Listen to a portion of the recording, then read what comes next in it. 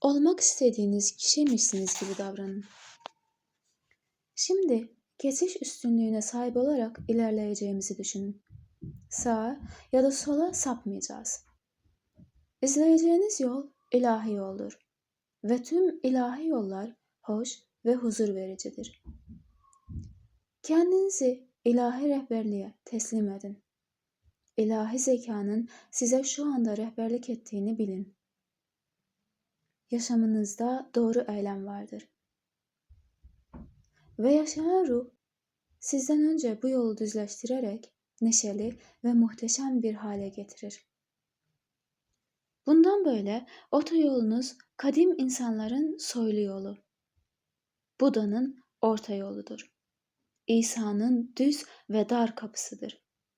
Mekke'ye giden yoldur. İzlediğiniz otoyolun geçiş üstünlüğü var. Çünkü siz tüm düşünce, his ve duygularınıza hükmediyorsunuz. Sevgi elçilerini yollayın.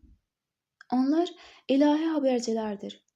Bugün ve her gün ilahi sevgi, huzur, ışık ve güzellik yolunuzu düz, güzel, neşeli ve mutlu kılmak için önünüzde uzanıyor. Bu geçiş üstünlüğünüzün olduğu otoyoldan asla şaşmayın. Bu şekilde nereye giderseniz gidin ilahi huzur ve sevinç elçileriyle karşılaşacaksınız. Gözleriniz ilahi olana odaklanmış bir halde, yolunuzda hiçbir kötülük olmadığını bilerek dağın zirvesindeki yoldan gidin. Araba kullanırken, tren, otobüs ya da uçak seyahati yaparken ya da yürürken, yaşayan ruhun her daim etrafınızda olduğunu bilin. O sizin görünmez ilahi zırhınızdır. Bir noktadan diğerine özgürce, neşeyle ve sevgiyle gidersiniz. İlahi varlık, içinizdeki ilahi güç ve zeka için tüm yolları bir otoyola dönüştürür.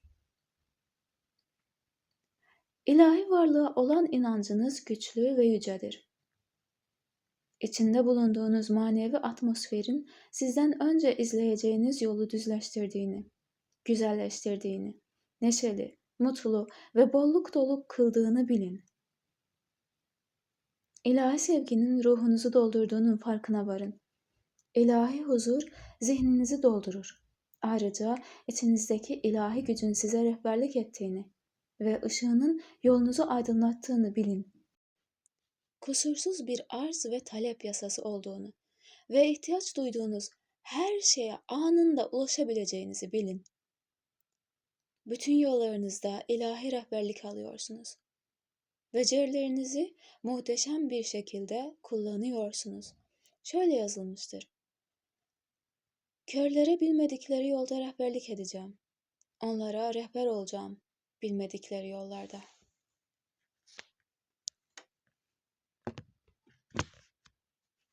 Bölümün önemli noktaları.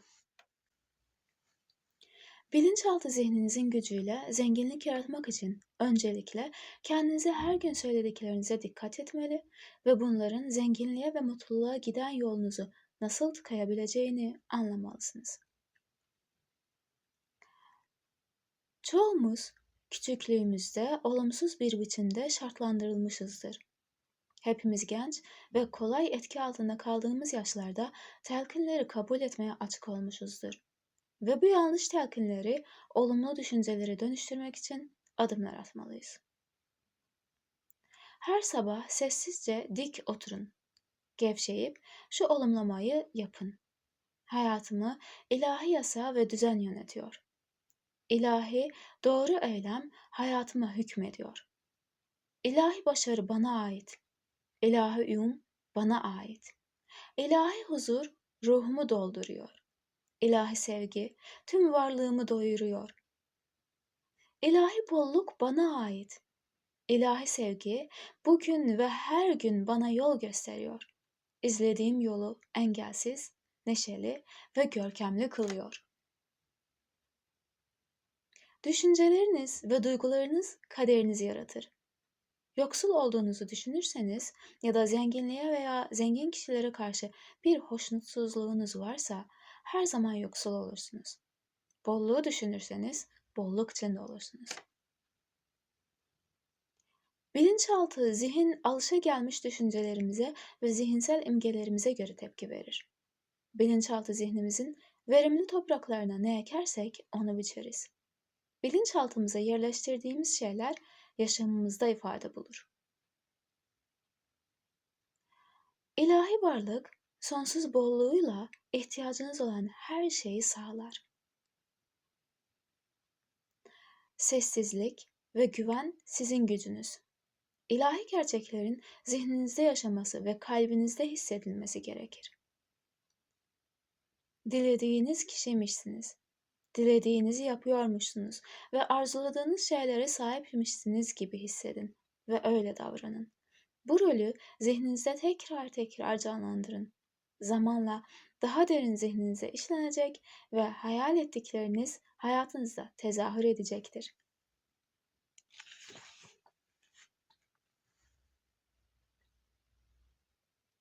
3. Bölüm. Zenginliğe giden yolunuzu hayal edin. Tembel bir beyin, şeytanın atölyesi ise hayal gücü mutlak gücün atölyesidir.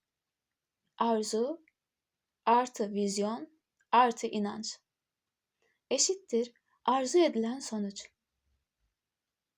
Unutmayın ki neyi arzu eder, imgeler ve neye inanırsanız bilinçaltı zihniniz bunu gerçekleştirmenin bir yolunu mutlaka bulur. Zengin olmanın gizli formülü hem zengin olmaya dair güçlü bir istek hem de zengin olduğunuza dair net bir vizyonun yanı sıra zengin olduğunuza ya da çok yakında olacağınıza dair kesin bir inançtır. Herhangi bir isteği gerçekleştirebilmek için bunun gerçekleştiğine dair zihinsel bir imge yaratmanız, buna olumlu duygular katmanız, istek, şükran, heyecan dolu beklenti gibi ve istediğinizin gerçekleşeceğine kalben inanmanız gerekir. Bir şeyi sadece istemek ya da tam olarak inanmadan bir şeyi talep etmek, bunun size verilmesi için yeterli değildir. Bilinçaltını doğru bir şekilde çalıştırabilmek için şu adımları izlemelisiniz. 1. Arzuladığınız şeyi hayal edin. Örneğin hastalarıyla ilgilenen bir doktor olduğunuzu, yeni ve şık bir araba kullandığınızı, bir senaryo yazdığınızı ya da yeni buluşunuz için dolgun bir çek aldığınızı hayal edebilirsiniz. Buradaki anahtar, zihninizde istediğiniz şeyin kristal netliğinde bir imgesinin olmasıdır. 2.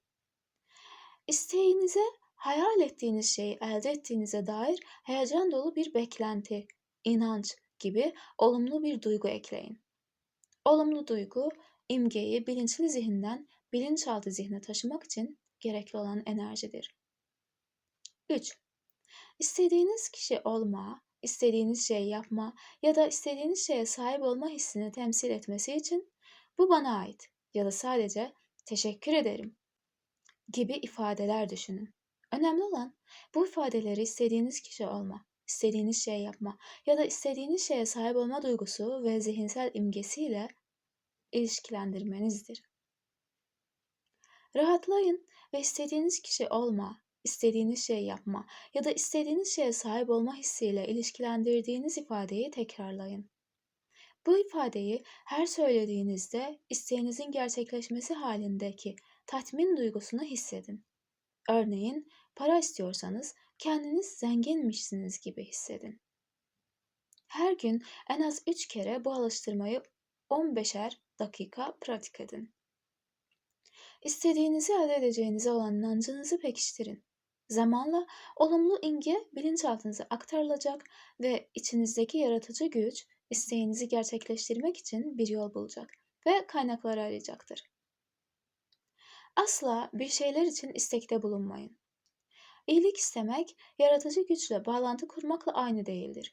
İçinizdeki ilahi yön, görünen ve görünmeyen her şeyin içinden akan ilahi güç ve zeka ile iletişim kurabilmelidir. İçinizdeki ilahi yaratıcı gücü harekete geçirmek için istediğiniz kişi olma, istediğiniz şeyi yapma ya da istediğiniz şeye sahip olmaya dair bir bilinç haline girmeniz gerekir. Elde etmek istediğiniz kariyer, para ve bağlantılar onları gerçekleştiren bilinç durumlarının imgeleri, tezahürleri ya da fiziksel biçimleridir. İstediğiniz kişi olma, istediğiniz şeyi yapma ya da istediğiniz şeye sahip olma duygusuyla dolana kadar bu ruh halinin keyfini çıkarın. İstediğiniz gerçekleşmiş ve huzurlu hissedene kadar devam edin. İşte bu istediğinizin bilinçaltı zihninizde gerçekleştiği noktadır. Çünkü artık sahip olduğunuz şeyi arzulamazsınız. O zaman bilinçaltı zihninizde yaratılan nesnenin nesnel dünyada tezahür etmesi an meselesidir. Bir anda da olabilir, birkaç gün ya da birkaç hafta veya ay sürebilir. İsteğinizin nasıl gerçekleşeceği ve bunun ne kadar süreceği size bağlı değildir. Ayrıntıları bilinçaltınıza ve içinizdeki ilahi güce bırakın. Çünkü yöntem ve araçlar insan idrakının sınırlarını aşar.